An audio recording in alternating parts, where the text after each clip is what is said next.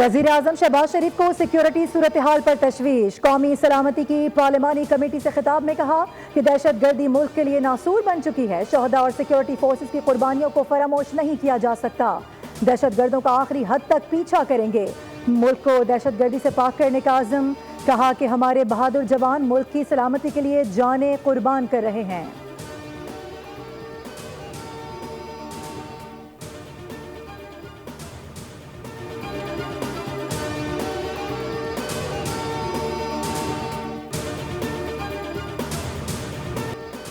कौमी सलामती कमेटी का इजलास स्पीकर अयाज सादिक की ज़ेर सदार जारी। Chief of army staff general Syed Asim Munir की इन कैमरा इजलास को तकरीबन 1 घंटा तफसीली ब्रीफिंग। बलूचिस्तान और KP में दहशतगर्दी की ताज़ा लहर और अफगानिस्तान के किरदार से आगाह किया। इजलास में सियासी अस्करी क़यादत समेत वज़ीर आला पंजाब मरीम नवाज़, वज़ीर आला सिंध मुराद अली शाह, वज़ीर आला बलूचिस्तान सरफराज बुगटी और वज़ीर आला KP अली अमीन गंडापुर भी इजलास में मौजूद। अपोजिशन लीडर उमर अयूब समेत PTI के अरकान शरीक नहीं हुए। स्पीकर अयाज सादिक ने कहा मुल्क को दरपेश हालात इत्तेहाद के मुतकाज़ी हैं।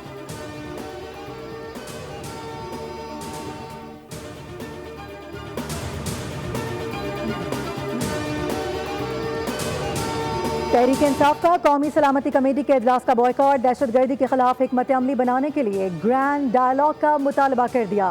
उमर अयूब ने कहा कि बानी PTI से मुलाकात और मुशावरत ना करने देना नाइंसाफी है।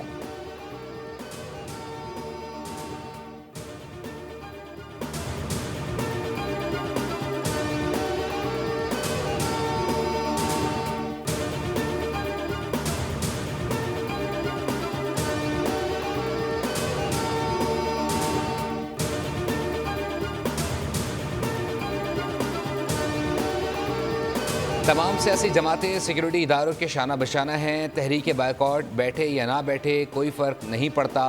पाकिस्तान के ख़िलाफ़ कोई अंदरूनी और बैरूनी साजिश कामयाब नहीं होगी। वज़ीर इत्तलात पंजाब अज़मा बुखारी की न्यूज़ कॉन्फ्रेंस। कहा तमाम सियासी जमातें सिक्योरिटी इदारों के शाना बशाना हैं। तहरीक बायकॉट बैठे या ना बैठे कोई फ़र्क नहीं पड़ता। पाकिस्तान के ख़िलाफ़ कोई अंदरूनी या बैरूनी साजिश कामयाब नहीं होगी। कहा बानी से मुलाकात का मुतालबा करने वाले किस बात पर मुशावरत करना चाहते थे? क्या ये बानी से कोई दूसरी लाइन लेना चाहते थे?